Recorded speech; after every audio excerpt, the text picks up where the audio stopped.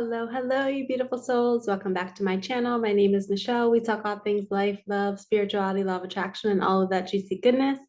And I keep looking at my hair right here. I thought I saw a heart before. I'll have to rewind that. My daughter sends me hearts. She is the sweetest little angel in heaven, and I miss her so much. But anytime I see a heart, I think of her, and it just brings a smile to my face. And it makes me feel like I'm exactly where I'm supposed to be. And I just got a message that I am speaking about this because somebody out there, you've been wanting to hear from a past loved one, and you're looking for signs and you're being a little discouraged that you haven't gotten them because maybe you're not sure whether one is a sign or not. But my message to all of you, if you're thinking about your loved one when you're seeing something, that is the sign. That's them making you think of them 100%. There's a woman named Laura Lynn Jackson, and she is an amazing medium, long blonde hair. I don't know if you've ever caught her on social media. She's also been in a couple of Netflix series. But back when my daughter passed away in 2012, one of the first books I read was a book about signs that she wrote. And it was so incredible and it was so life-changing. So I highly recommend her book. I can't remember the exact name of it, but it was something about signs. But there were so many books. Maybe I'll leave it in the description box below after I film this. There were so many books that literally saved my life after my daughter passed. And it's been so long ago. And it's like I almost forget that version of myself who was so new to the spiritual journey. Now it's just literally a way of life. And I can't even believe I pray to Archangel Michael and Archangel Metatron. I didn't even know who they were. I've come so far. And for those of you who are newly on this journey and you're looking at me going, gosh, like, how does she know all of this? Or, it's taken 10 years for me to learn all of this. I spent the last 5 years diving deep into as many books as I could. Like, there was not one day that went by where I was not reading or listening to a book. I was a sponge. I wanted to learn as much as I could. And especially when my daughter passed, I was like, it was all self-help books. Because I'm like, I got to figure out how to freaking live life with this big gaping hole in my heart. And how do I not go to drugs? And how do I not have addictions? And how do I survive? And so that was more of the self-help. And that's where like the motivator in me came out, and the fitness chick came out. And then like 5 years in is when I had my spiritual awakening. And that's when I started diving into more books about what happens when you die. And there's a great book called Many Lives, Many Masters by Brian Weiss. And he is so awesome. I remember I stumbled across that book, and within the first like 30 minutes of listening to it, he was talking about a woman that lost a baby. And I was like, I just started bawling, crying, because I'm like, Micah so led me to this book. She knew I needed to hear it. She knew that I would connect with this mom who also lost a baby.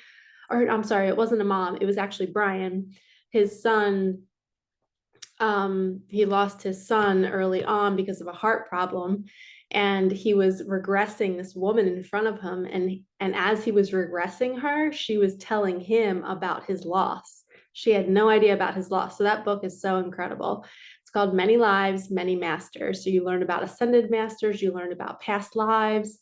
And he was, a very much so a logical man, a believer in science, and he went the total opposite route. He started doing regressions. He started helping people remember their past lives to heal them.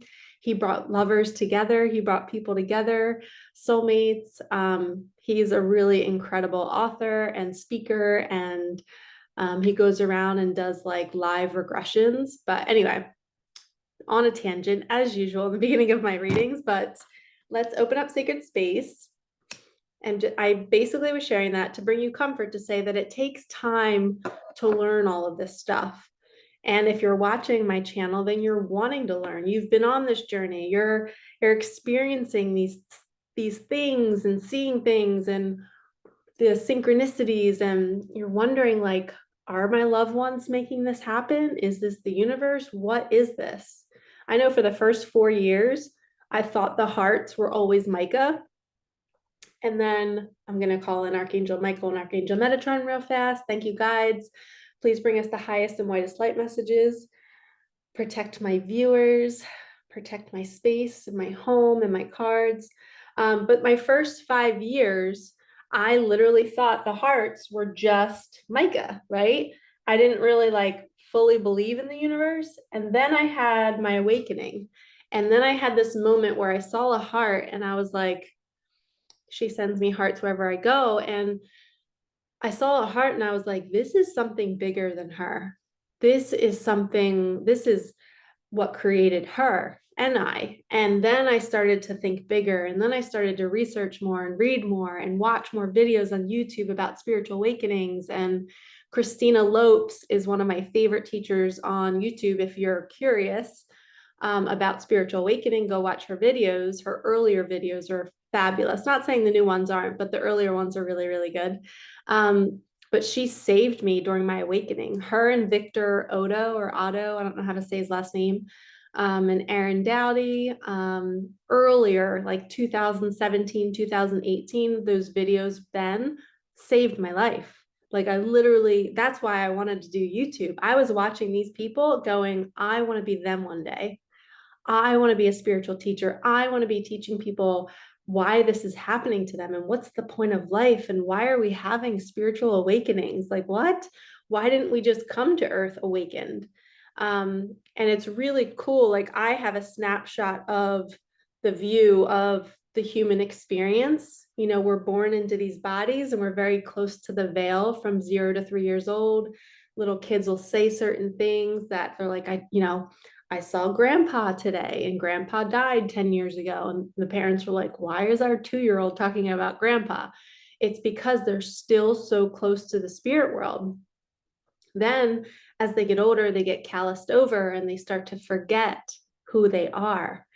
And that happened to all of us. You know, we start to forget who we are. And 0 to 10 are the most influential years of our lives. It's what shapes our brain and our personalities. So if there's trauma from 0 to 10, which most of us experience, then the second half of our life, our teenage 20s, 30s, we are all now living out that trauma, that wounding. We're dating people that are unhealthy for us.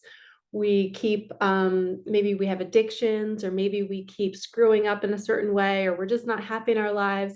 And then all of a sudden we have an event, or we have a spontaneous awakening, something that wakes us up. And it's like, hey, you are not your body. You are not this human. You are a spirit. You are a soul in that body, and you're here for something bigger. And all of a sudden your soul turns on and you look back at all your past decisions and you're like, oh my gosh, I'm so embarrassed. I'm not proud of who I was. But that was because of my wounding and because of the trauma in childhood.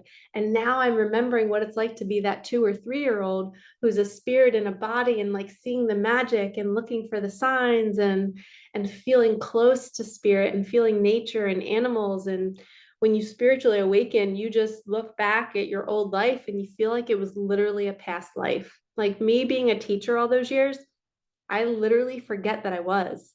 It is not a part of my psyche anymore. I do not see myself as a teacher of children anymore. And even though I'm still teaching in a different way, it's literally like it was another lifetime. People are like, oh, Michelle, you should get back into coaching field hockey and coaching golf. And I'm like, what? Like, when did I do that?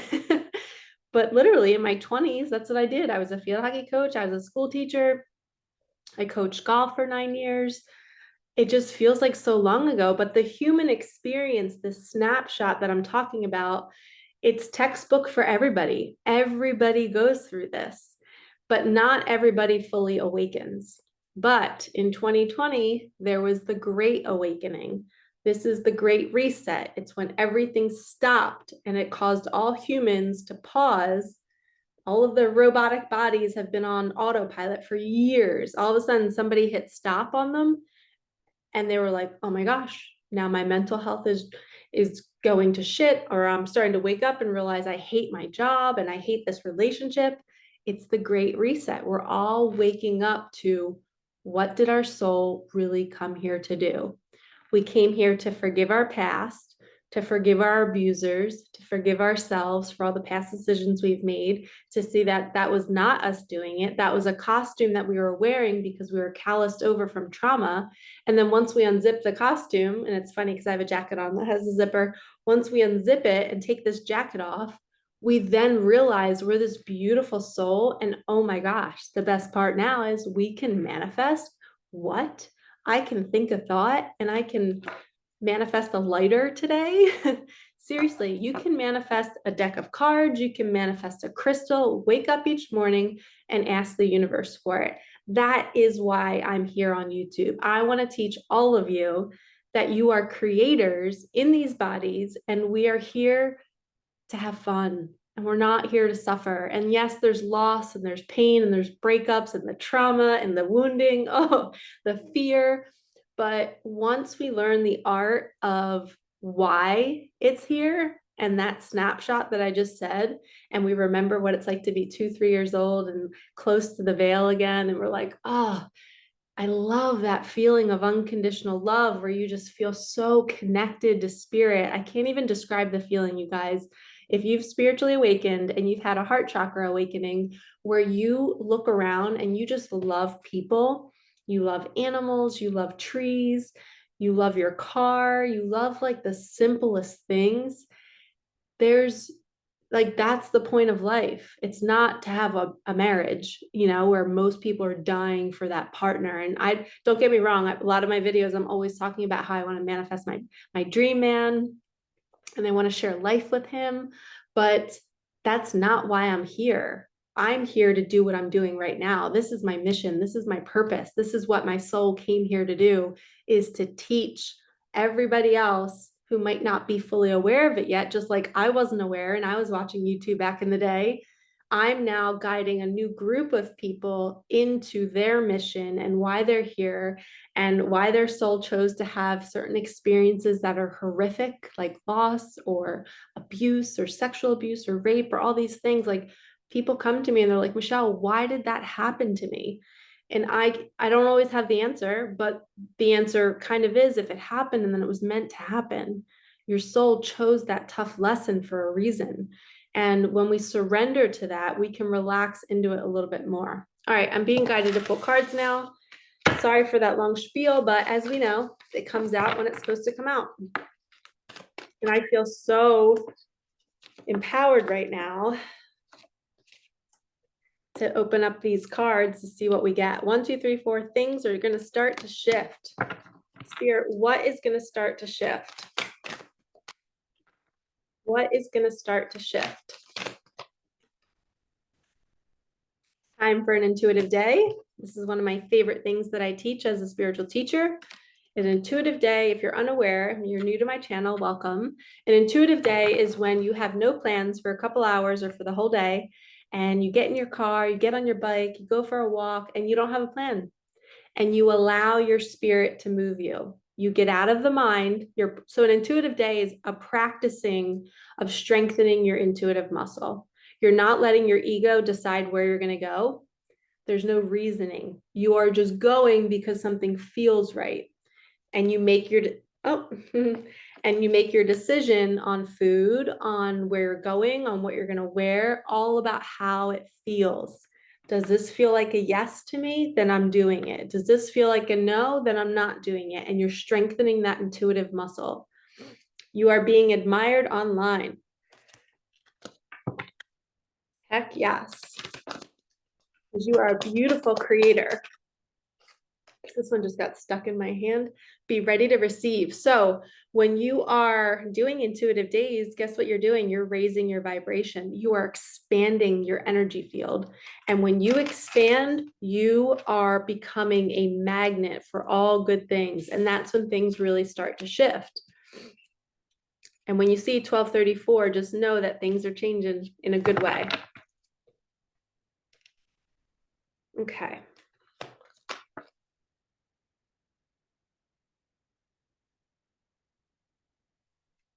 Let's see. Wow, that's too many cards. We're not going to take that. Too many cards.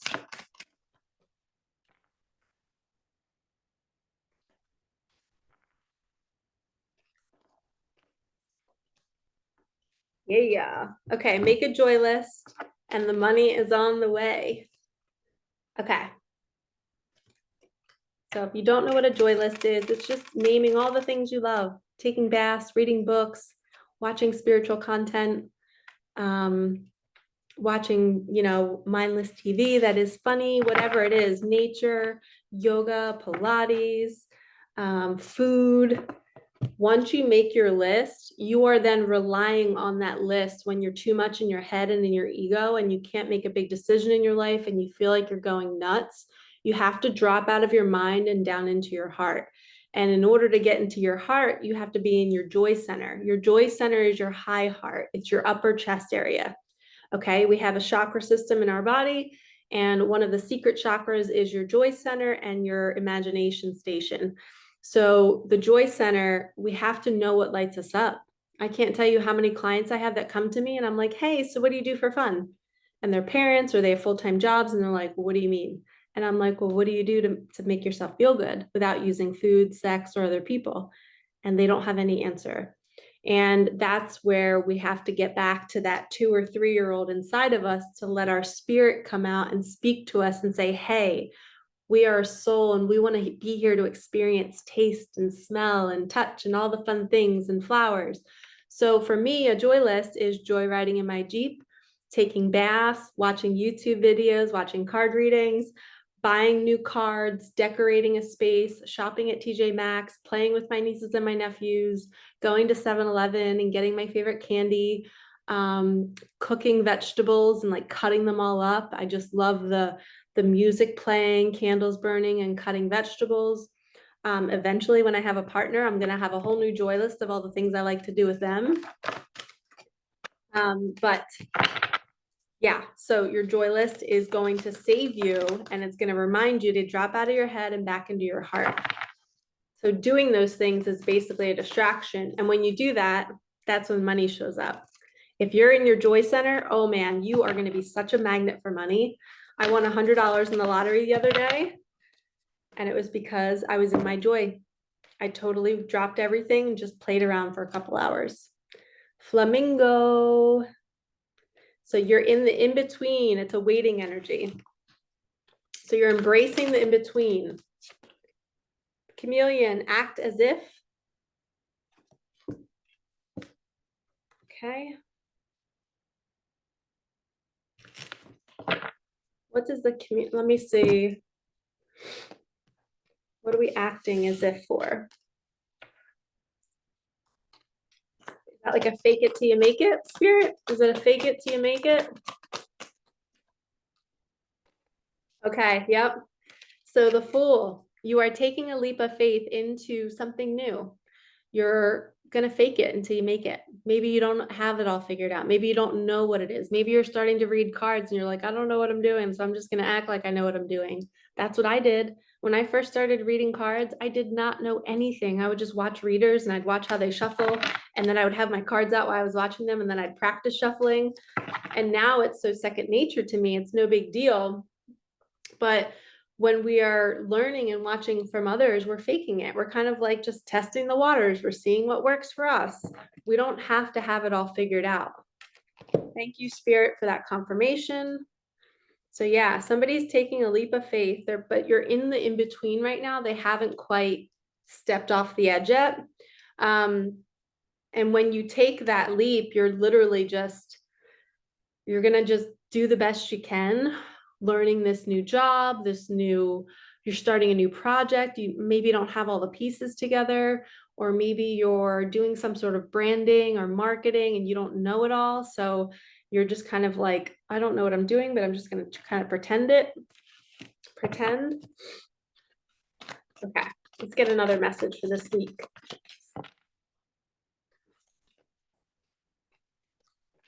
Money's going to come when you have an intuitive day.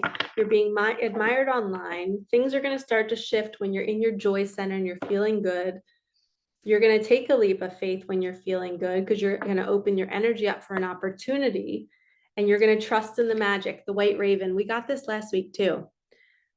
So trust in what's happening in your life. It might not make sense, but your intuition might be telling you to do something, to move somewhere, to go explore, and you have to listen to that guidance. I know it doesn't make sense, but trust me, it will make sense afterwards.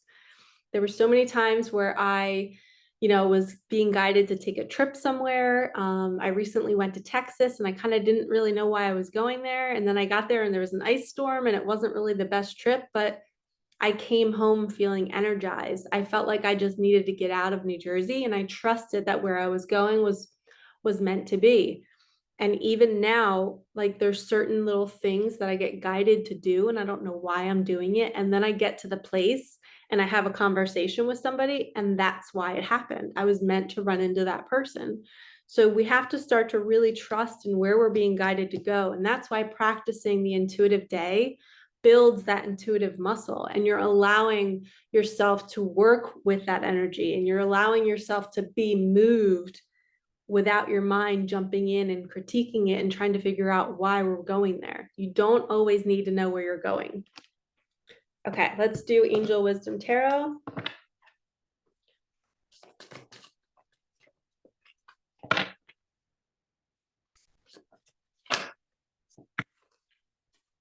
Okay, Three of Wands. Planning for the long term, abundance from past choices. Yes, I love this. Pride in the success of your labors. Be patient as you decide what's next. So this means money is going to be coming into your reality and it's from something from your past. Who knows? And when we talked about like life experiences early on in the reading about like why bad things happen to certain people, guess what? Normally when bad things happen to people when they're younger, they have the most abundant life later in life. It's like the universe is saying, hey, your spirit woke up. You're now seeing all of the craziness that happened in your movie called life. And it was just, they're all characters in your movie. You're not going to blame them. You're not going to have anger towards them. You're not going to hate them. You're going to see that they were just a character in your movie, and you're going to forgive yourself in the situation. And when you learn this lesson, you open up and you're like, oh, I don't have any anger. I don't have any frustration. I am now open. And that's when the abundance flows. And it could be from your past. It could be somebody maybe feeling sorry that they hurt you. And maybe they write your name down in their will. And they're like, I want to give this person money because I know I hurt them. And I'm feeling like I have regret and I want to pay them. So that's a specific message for somebody out there. You might be getting some sort of money from somebody that either passed away a while ago or they're going to be passing away soon, and you're going to get an inheritance because of the way they treated you. They want to say, sorry that I treated you that way. I also just got a message that somebody did pass away, and they want me to look you in the eye and tell you that they are sorry that they hurt you. Oh, I could cry right now.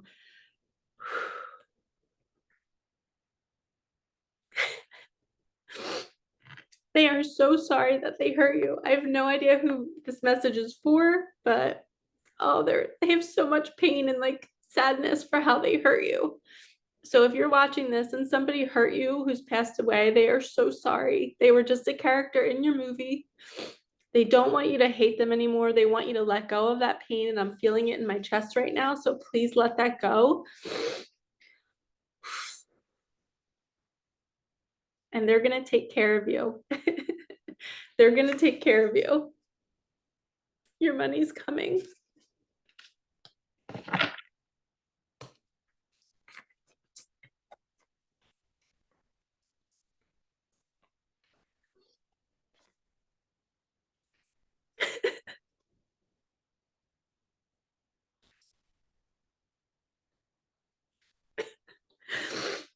It says children or childhood,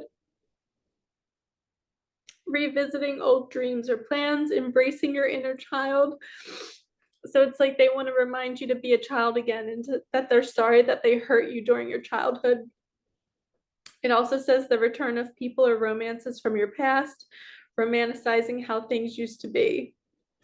So this could literally be whoever passed away is wanting to shower you with flowers and love, and they're saying sorry that I hurt that little girl or little boy. Or this could obviously be what this card truly means is somebody from your past coming back to offer you love and a partnership and a marriage. Holy shit. I feel like I haven't cried like that in a reading in a really long time. I sure felt my dad's energy in that too. I felt his apology. Okay. Angel answers.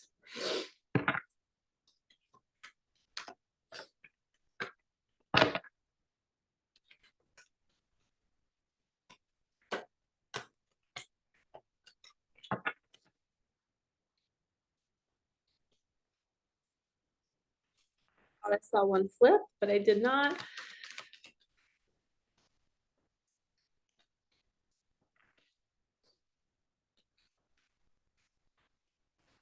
Thank you. Trust. Okay. Trusting, I just heard trusting your path, knowing why bad things happen, understanding that it's all here, it's soul school, we're here to learn lessons. Let's get one more. What are we trusting, Spirit? I heard trusting that everything will work out, the money will come. And as I just said that, I looked right down at the card that says money is on the way. There is something better. Take action. Okay.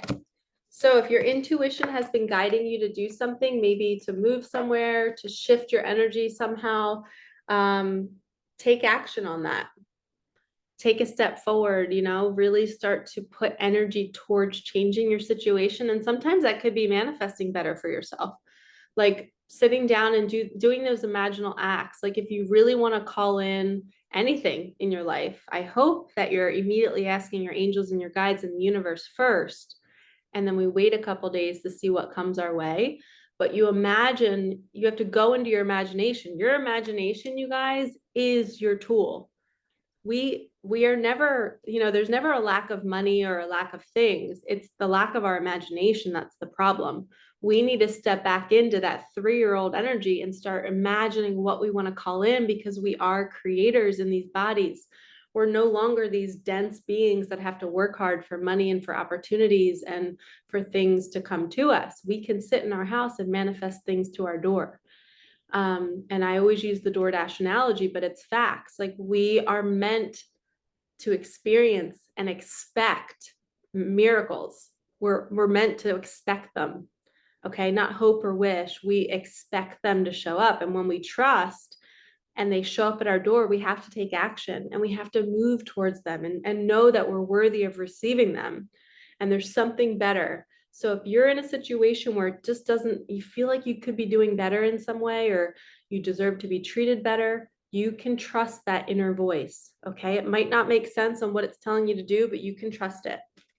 All right. Final card. Let's do a universe card. What does the universe want to tell us?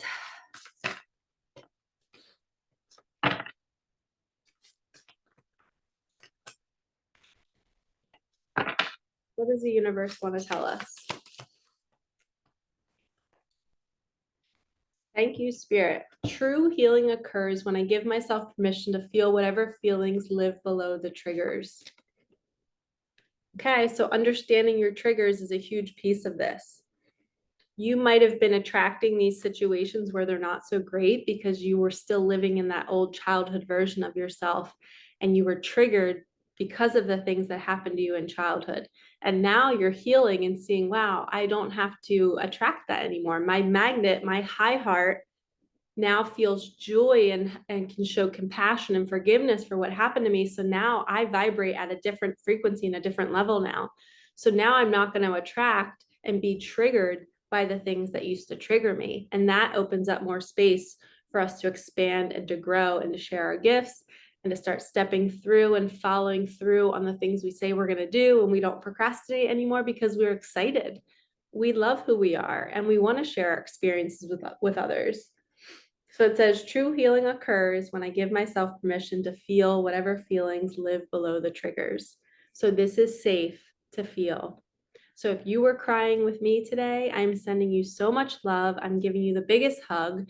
And I know for me that that's abrupt and it comes out of nowhere when I get emotional like that. And if it's connected to one of you out there, and if you really resonated with this, like, comment, tell me about it.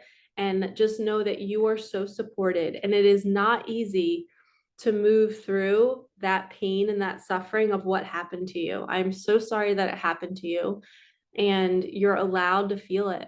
And I encourage you to, in a safe space where you feel protected and you feel comfortable, to allow yourself to sit there and really grieve what happened to you. Because when you fully feel that, you're letting it out. And it's not as scary as we think it is. But when we're in a safe space and we're protected and we feel like we're not going to be judged, or maybe we're by ourselves, scream, cry, purge that energy, and then really love yourself and be like, I, for some reason, chose to have that experience. What am I going to do with it now? How am I going to help other people with it? But first, we have to grieve it, and we have to really feel into feeling sorry for ourselves that that happened to us. And I'm so sorry that happened to you. And I want you to see that if we don't grieve that and if we don't address it, it's going to block us in our lives in some way, whether it's blocking a relationship and we're going to keep attracting the people that don't treat us well because we're not dealing with the fact that we weren't treated well as kids.